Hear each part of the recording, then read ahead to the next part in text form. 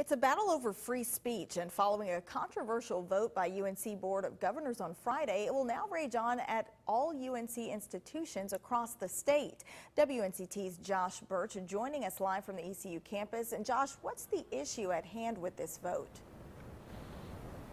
Well, Shayla, this policy basically redefines what's going to be allowed on campuses and what won't be allowed on campuses when it does come to free speech. The policy also outlines some punishment for violators, but many against it say the language is just too vague.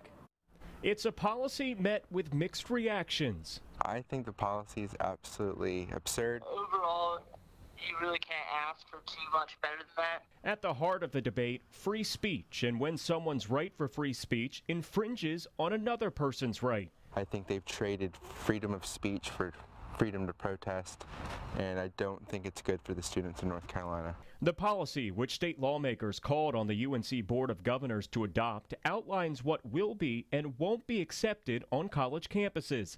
Some argue the policy is too vague, leaving things like what constitutes disruptive behavior to individual colleges to implement. If you want to protest in a way that's peaceful, then you have every right to do so. The ACLU of North Carolina also weighed in, saying they're concerned the broad language will actually punish students for using their right for free speech. Others, like Giovanni Triana with ECU's NRA coalition, disagree. You know, the language could have been a little vague, but other than that, I think it's definitely a good step in the right direction.